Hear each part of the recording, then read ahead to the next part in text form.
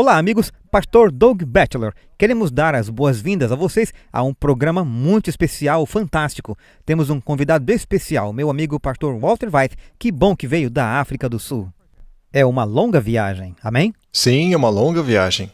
Mas hoje temos um tópico que eu acho que muitas pessoas vão gostar e apreciar, que trata da profecia bíblica e tem a ver com a abominação da desolação. E eu gostaria de começar lendo o que Jesus disse em Mateus 24, e é claro que o Senhor está falando sobre os sinais de sua vinda, a destruição de Jerusalém e o fim do mundo. Portanto, quando vocês virem a abominação da desolação mencionada pelo profeta Daniel no lugar santo, quem ler, entenda.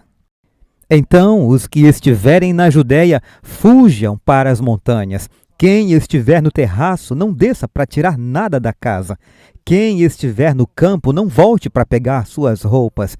Orem para que a sua fuga não ocorra no inverno ou no sábado, pois haverá uma grande tribulação, como nunca houve desde o início do mundo até aquele momento, nem haverá jamais. E a menos que esses dias sejam abreviados, nenhuma carne será salva, mas por causa dos eleitos, esses dias serão abreviados.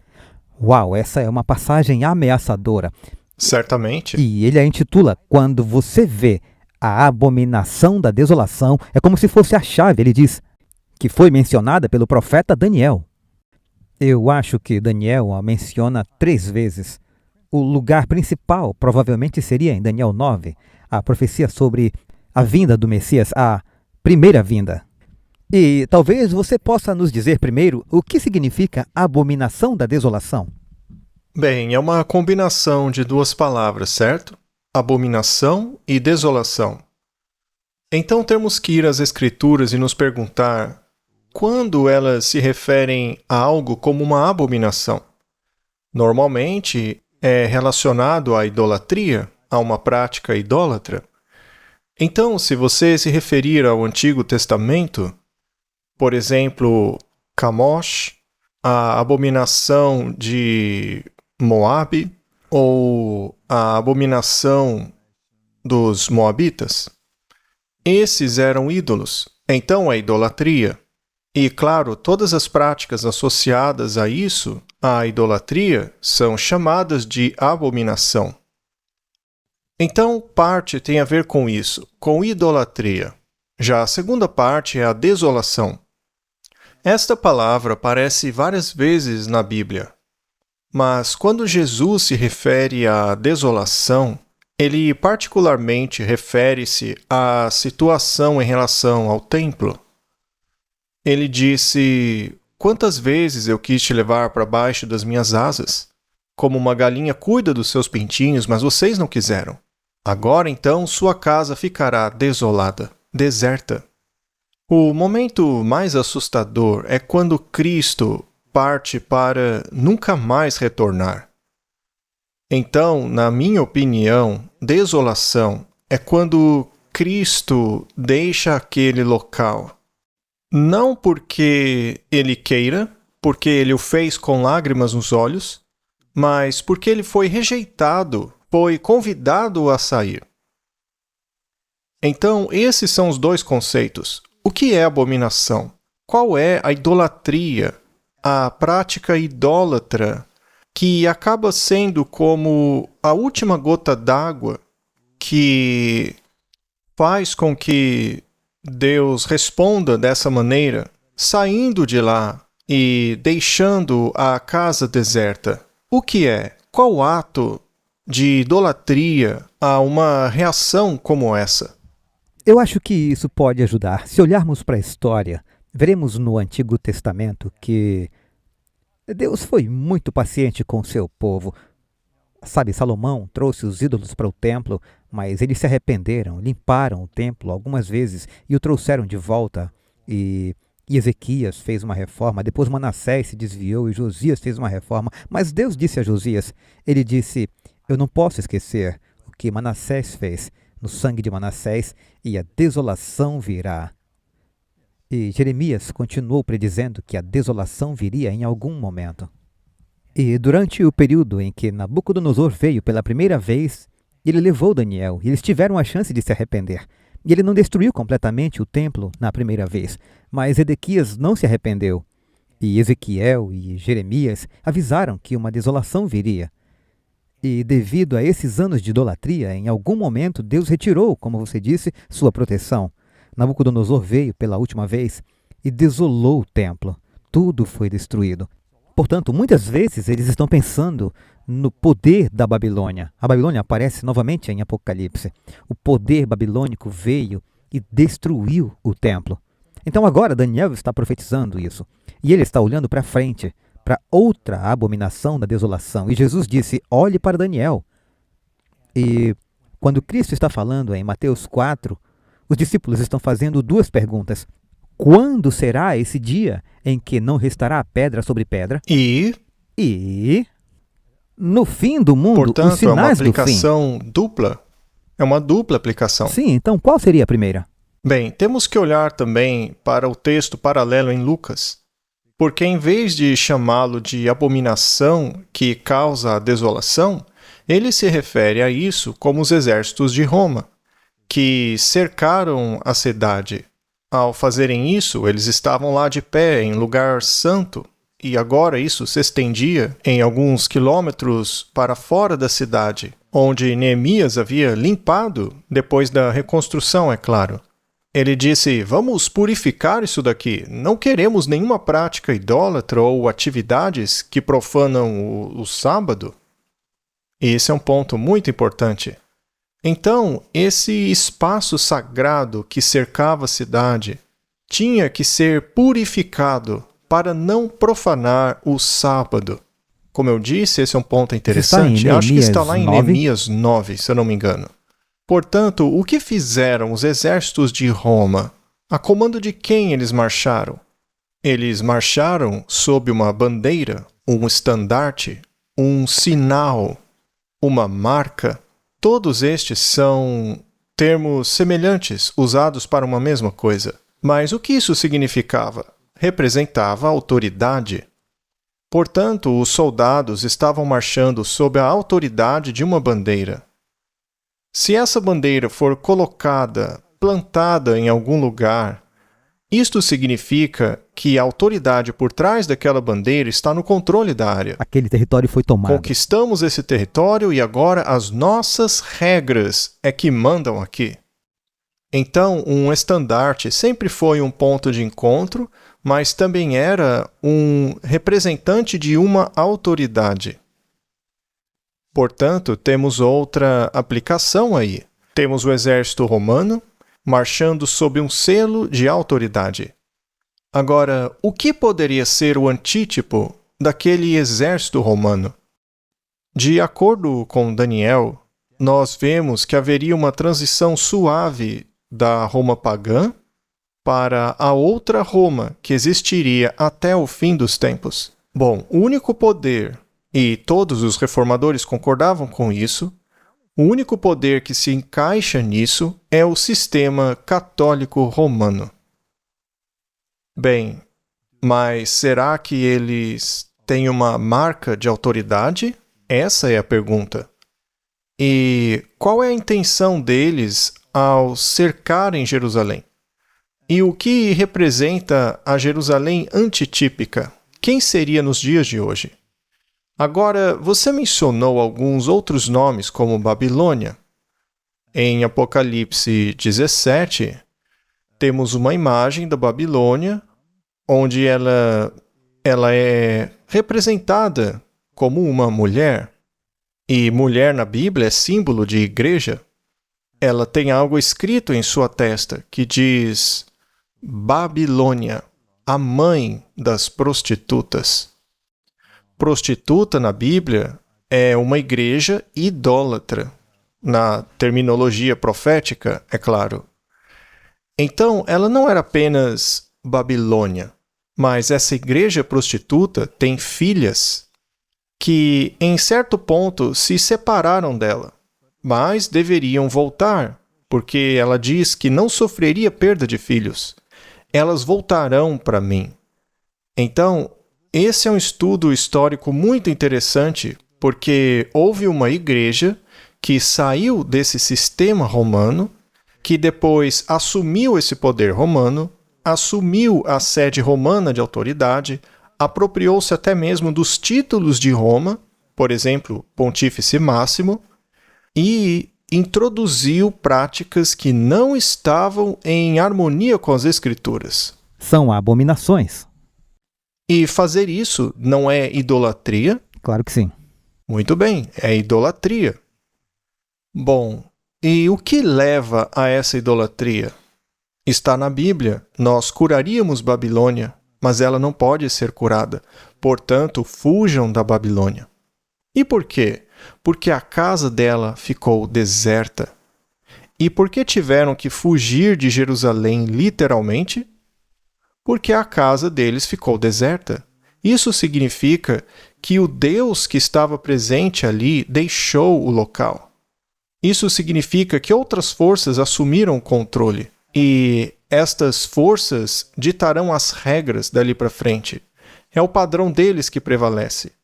Não faz sentido? Então, foi isso que aconteceu. Foi Deus que destruiu Jerusalém? Não, foram os romanos. Mas sob a unção de quem? Quem estava por trás daquela destruição? Que força os levou ao ponto em que tornaram-se tão cruéis a ponto de crucificar milhares e milhares de pessoas e destruir um templo e uma cidade a ponto de torná-la em escombros? Bem, que forças seriam essas? São forças que não estão em harmonia com Deus, porque Deus é um Deus de amor. Ele quis salvar Jerusalém. Mas ela fez uma escolha. E as consequências dessa escolha são terríveis, são de partir o coração. Portanto, Jesus disse, quando virem Jerusalém, isso está em Lucas, quando virem Jerusalém cercada por exércitos, que os que estiverem na Judéia fujam para o deserto. Mateus diz que é quando virem a abominação da desolação. Portanto, a primeira abominação da qual eu estou falando, depois do tempo de Daniel, foi quando o poder pagão romano cercou literalmente Jerusalém e Israel. E eles os sitiaram. Houve um breve período em que o imperador recuou. Isso foi um sinal para os cristãos aproveitarem, como dizem. Exatamente. E eles aproveitaram. E eles voltaram com uma vingança e destruíram o templo, sem deixar pedra sobre pedra, em 70 depois de Cristo. Isso se cumpriu. Mas, como você diz, Apocalipse 17 diz que... Não, Apocalipse 12, onde temos a Roma pagã, essa besta com 7 cabeças e 10 chifres. Agora, em Apocalipse 17, uma mulher está sentada sobre Roma pagã. Ela está sentada na besta. Isso. Então agora é uma outra forma disso. Segundo Apocalipse 12, essa besta é claramente Roma. E as coroas nas cabeças... Bem, é só mais tarde que as coroas passam a ser chifres. Então temos uma progressão no tempo. Primeiro nas cabeças, que é Roma pagã, e ela perseguiu o menino. E como sabemos, Roma perseguiu literalmente o Messias. Mas então as coroas passam a ser chifres, ou seja, houve uma divisão. O Império Romano do Ocidente foi dividido em 10. E é nesse contexto que Daniel nos diz que haveria outro chifre controlando as coisas, que tem olhos de homem e uma boca que fala palavras arrogantes. Então ele é um supervisor, um bispo, que controla um sistema religioso. Bem, agora nós podemos fazer uma pergunta. Se levarmos isso até o antítipo, uma prática idólatra que vem em um lugar que era dedicado à guarda do sábado, o lugar sagrado ao redor de Jerusalém, que levou à desolação por causa da rejeição de Cristo e da aceitação de outro poder ou outro padrão de obediência. Então, seguindo essa lógica, podemos dizer que algo semelhante a isso vai acontecer nos últimos dias da Terra. Então a lei de Deus será deixada de lado. Outra lei, outra autoridade, outra marca tomarão o lugar. A autoridade que está associada a esta nova lei é uma autoridade que usurpa a autoridade de Deus. Dr. Wright, isso me faz lembrar que o Senhor está falando sobre como esses imperadores romanos se endeusavam e como um dos mandamentos se tornou um problema. Não é a primeira vez que isso acontece na Bíblia. Olhamos para Daniel e Jesus nos aponta para Daniel. No capítulo 3 de Daniel, o rei diz: adorem da maneira que eu disser, ou vocês serão mortos. E ele realmente usa a imagem. Portanto, há idolatria e adoração ou morte, que é o que você vê em Apocalipse 13, onde a imagem da besta ou morre. Então você chega a Daniel capítulo 6, e agora é o rei da Pérsia, Dário ou Dario, e ele diz: se vocês não orarem a mim, vocês serão jogados aos leões. E assim, vemos que eles adotam dois mandamentos diferentes aqui, o primeiro mandamento e o segundo mandamento. Não nos surpreenderia se nos últimos dias o diabo usasse a mesma ideia e dissesse: eu vou escolher um dos mandamentos. Esta é uma das belezas da tipologia, porque se pode aprender lições do tipo e aplicá-las ao antítipo. Segundo a Bíblia, deixar de seguir a lei de Deus para seguir a lei de outro é um ato de adoração a essa nova autoridade, porque isso é contrário à lei de Deus. Romanos 6. Vai contra o segundo mandamento: não farás para ti um ídolo. E Nabucodonosor, a essa altura, desafiou a palavra de Deus, que havia profetizado que o reino da Babilônia seria dividido. Assim, ele decidiu que faria uma estátua de ouro de cima a baixo, para dizer que Babilônia nunca desapareceria.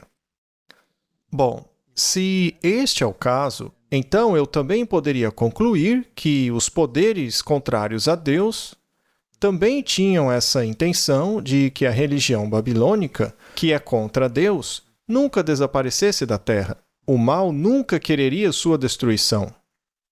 Sendo assim, se você for para a divisão das criaturas, lá em Daniel capítulo 7, temos os animais. O primeiro seria o leão, e depois, seguindo a estátua, no capítulo 2, você tem esses animais que retratam os vários reinos. Curiosamente, em Apocalipse capítulo 13, eles estão todos lá. Cada um deles. A besta tem 7 cabeças. Se você contar as cabeças de Daniel capítulo 7, também há 7. E aquela que fala é a que tem a boca de leão, é a Babilônia. Então, em certo sentido, Nabucodonosor disse: meu reino nunca será destruído. Ou seja, a filosofia da Babilônia é o que sai da boca da besta. E Apocalipse 13, a boca é a boca de leão, é a filosofia babilônica, é a adoração da mãe e do filho. E isso é uma falsificação. E há outros componentes que são mais políticos ou filosóficos que foram acrescentados, como a Grécia, por exemplo, que tem o corpo do leopardo. E toda a estrutura do catolicismo romano é baseada sobre o direito natural, que é uma filosofia grega. É assim que funciona. Se você obedecer, então, a esse sistema sob a sua bandeira, sob esse padrão de autoridade, você realmente deixará a sua casa desolada, porque você escolheu outra divindade. Muito bem, bem observado. Então, no Antigo Testamento, o templo foi destruído. Foi desolado, eles haviam entrado na idolatria, na transigência, e a Babilônia foi fundamental. Então Jesus nos adverte com o aviso mais potente que ele diz: não desçam a sua casa, não venham do campo. Ai daqueles que têm filhos. E ele dá essa advertência muito poderosa quando você vê a abominação da desolação. Bem, sabemos que os cristãos escaparam da destruição de Jerusalém. Essa é a primeira abominação. Roma pagã atacando Israel. Sim, literalmente. Israel literal. Agora temos o Israel espiritual nos últimos dias. Eu tenho certeza de que há judeus que fazem parte do Israel espiritual. Com certeza. Portanto, mas diz, agora o templo de Deus. Jesus disse: destruam esse templo feito por mãos humanas e em 3 dias farei um sem mãos, se referindo a seu corpo. O Evangelho de João nos diz que a igreja é o corpo de Cristo. Paulo diz que somos pedras vivas neste templo de Deus. Nós somos o templo do Deus vivo. Sim, Paulo diz: vós sois o templo de Deus. Portanto, como identificaremos a abominação agora, nos últimos dias, que cerca o povo de Deus?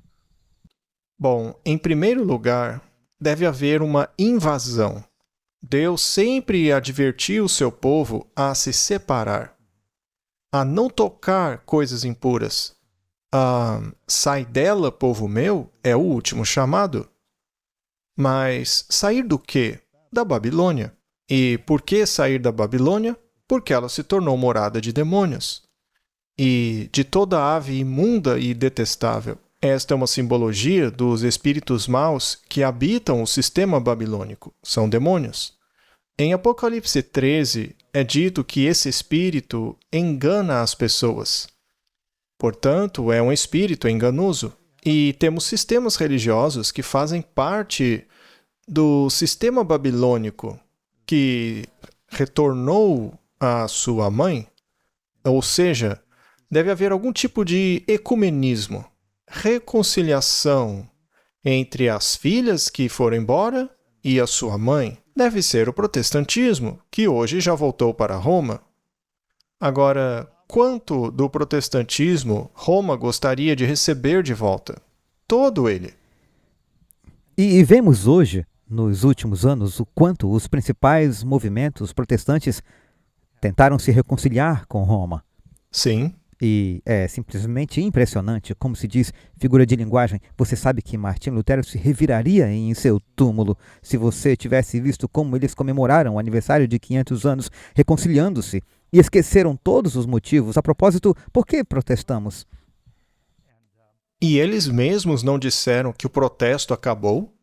Não assinaram uma declaração conjunta sobre a justificação? Bem, essa declaração conjunta é provavelmente a coisa mais idólatra que aconteceu nos tempos em que vivemos. É tão bem escrita que você não percebe que é idólatra. Ela parece real. Ela diz: juntos confessamos que é somente pela graça, por meio das obras salvadoras de Cristo, que somos justificados. Agora, isso é uma abominação, porque a verdadeira justificação é somente pela fé e não pela graça. É claro que a graça é importante. Se você me ofender, eu posso te oferecer graça, mas eu não posso salvá-lo somente pela fé. É pela fé que somos salvos, nada mais. É somente pela fé. E não pelas obras salvíficas de Cristo, mas pelo sangue do Cordeiro. A Bíblia diz: sem derramamento de sangue não há perdão de pecados. Então, somente pela fé, no sangue expiatório de Cristo, você é justificado. E isso já era. Foi substituído pela graça, substituído pelas obras.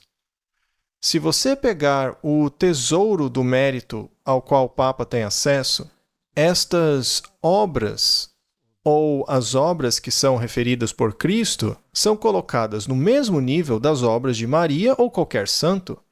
Elas são colocadas no cesto chamado de o tesouro de méritos, que pode ser aplicado para te dar um alívio de tempo no purgatório. Eu acho que no ano dessa gravação, eles têm um ano de jubileu em que o Papa abre uma porta e você tem que ir a Roma, passar por essa porta e receber o grande mérito só por passar por um portal de madeira. O que as pessoas não entendem é que não importa a embalagem que você use. Veja, se você tem o purgatório, no qual você tem que pagar pelos seus pecados perdoados, então ninguém carregou os seus pecados. Você tem que carregar, porque no purgatório você vai pagar por eles. Portanto, o purgatório é a negação da expiação.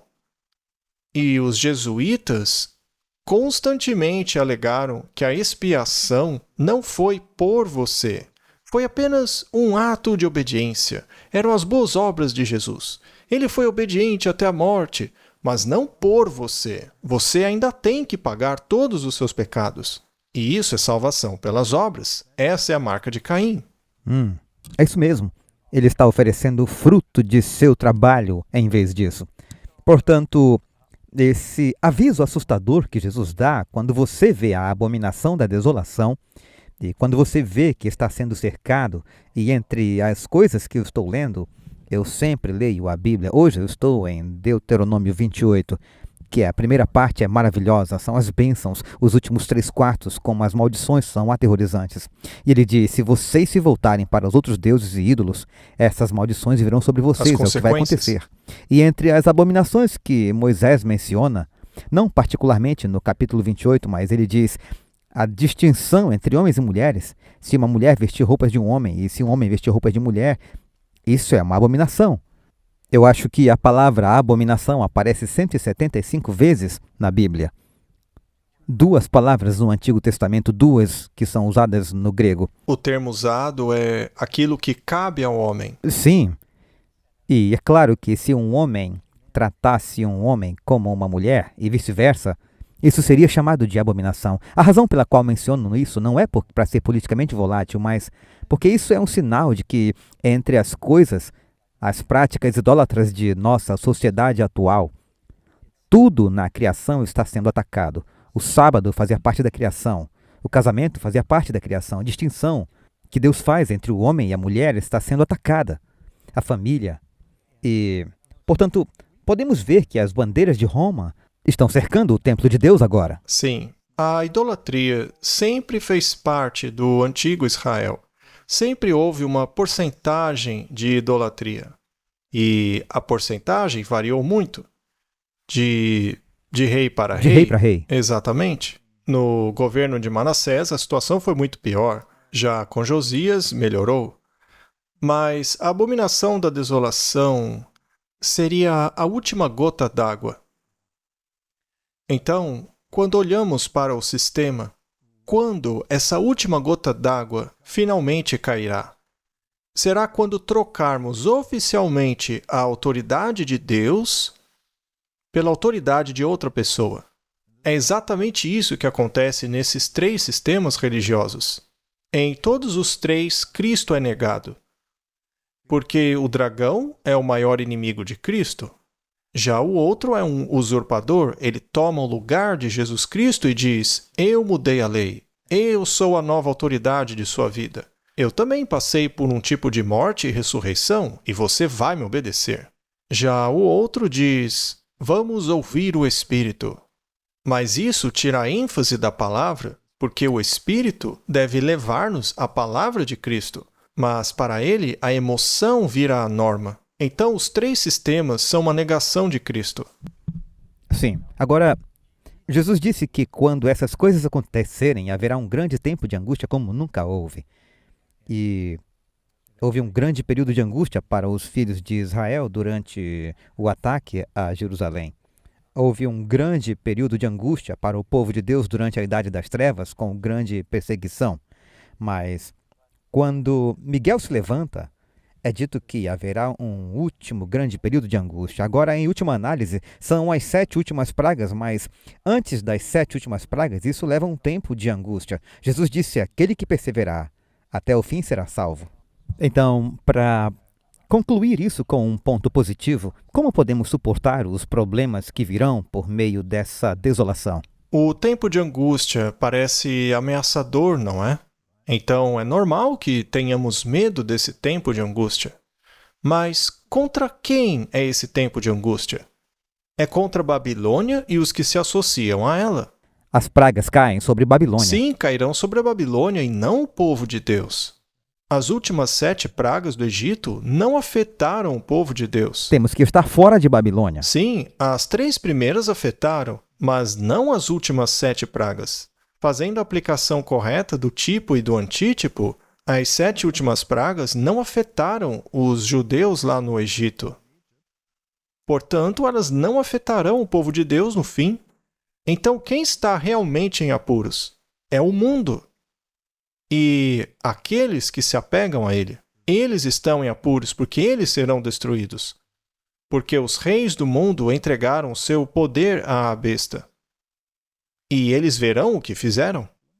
Eles começarão a odiar o sistema e finalmente os destruirão. Assim como os antigos israelitas, quando lutavam contra seus inimigos, os inimigos muitas vezes se destruíam. Edomitas, moabitas, amonitas, todos se voltaram uns contra os outros. Israel saiu ileso. E é exatamente o que vai acontecer no final dos tempos. Nós veremos as pragas, mas segundo a Bíblia, elas não nos atingirão. Claro, veremos o efeito dela e isso nos causará tristeza, mas passaremos por meio dela. É isso mesmo. Doutor, muito obrigado. Foi um prazer. Conversaríamos o dia e a noite toda. Seria realmente muito prazeroso.